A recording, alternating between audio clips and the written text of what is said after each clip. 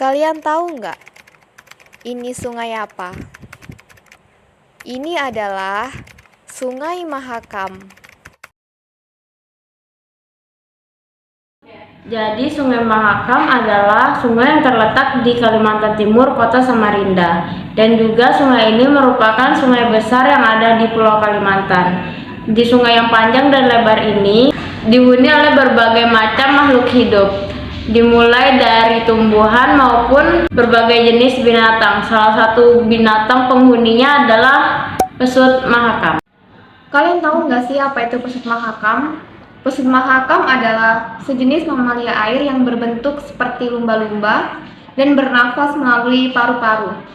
Pesut ini dinamakan pesut mahakam karena banyak ditemui di perairan Sungai Mahakam. Konon, menurut kepercayaan penduduk sekitar, pesut mahakam bukanlah sembarang binatang, melainkan jelmaan dari manusia. Kok bisa hal itu terjadi? Nah, kali ini kita akan membahas tentang cerita legenda pesut mahakam. Penasaran? Yuk kita bahas!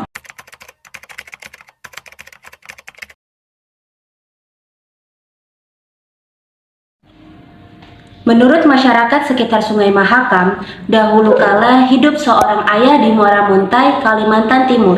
Dia tinggal bersama kedua orang anaknya setelah sang istri meninggal karena sakit. Untuk memenuhi kebutuhan kedua anaknya, Pak Pung bekerja menjual kayu bakar di pasar. Selain itu, Pak Pung juga berperan sebagai seorang ibu bagi kedua orang anaknya. Dia juga berusaha memenuhi kebutuhan keluarganya seperti membersihkan rumah, memasak, dan mencuci pakaian. Karena hal itu, Pak Pung merasa lelah dan tidak sanggup untuk melakukannya sendirian. Akhirnya, dia memutuskan untuk menikah lagi agar ada seseorang yang mengurusnya dan kedua anak-anaknya. Pak Pung menikah dengan seorang gadis cantik, baik hati, juga menyayangi anak-anaknya walaupun hanya seorang ibu tiri. Setiap hari ibu tiri memenuhi kebutuhan keluarga barunya tersebut. Karena kehadiran ibu tiri tersebut, ayah dan kedua anak-anaknya merasa bahagia. Namun, lama-kelamaan, kehadiran sang ibu tiri justru berbanding terbalik. Ketika sang ayah sedang pergi ke hutan untuk mencari kayu bakar, ibu tiri malah bersikap kurang baik kepada anak-anaknya, seperti menyuruh anak-anaknya dengan penuh amarah dan perkataan yang kasar.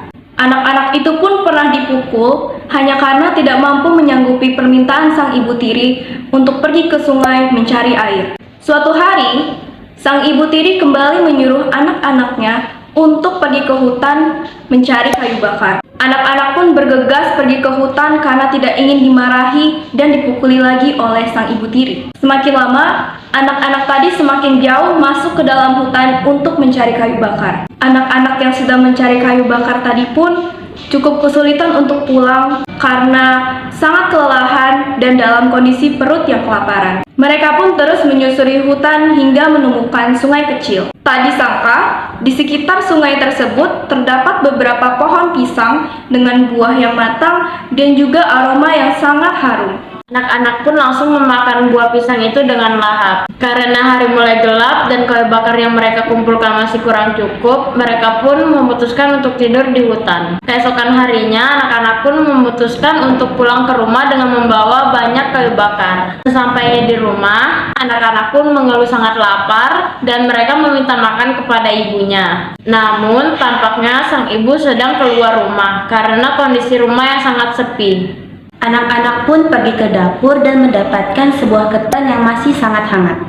Karena keadaan mereka yang sangat lapar, akhirnya mereka memakan ketan tersebut. Tiba-tiba ibu dan ayah datang, kaget melihat ketan yang habis tak tersisa.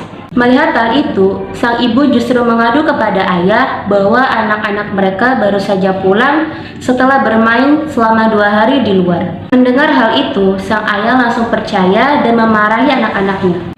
Akibat emosi, sang ayah tiba-tiba menyebutkan, "Dasar anak nakal, kalian anak manusia atau anak ikan?" Setelah ucapan ayah tersebut, tiba-tiba terdengar juga. Kedua anak itu merasakan panas di seluruh tubuh. Perlahan-lahan tubuh anak-anak malang itu berubah menjadi hitam dan segera berlari menuju sungai. Tak lama tubuh anak-anak itu berubah menjadi sepasang ikan dan pergi menyusuri sungai. Sang ayah yang melihat kejadian itu pun menangis dan menyesali atas apa yang dia ucapkan. Kedua ikan tersebut sampai saat ini dipercaya sebagai pesut Mahakam yang menghuni Sungai Mahakam. Jadi pesan moral yang bisa kita petik dari legenda pesut Mahakam yaitu berhati-hatilah dalam berbicara karena perkataan sejatinya adalah doa. Siang hari makan kuaci, makan bareng sama Ibu Asih. Cukup sekian cerita hari ini, kami ucapkan banyak terima kasih. Dan bukalah matamu saat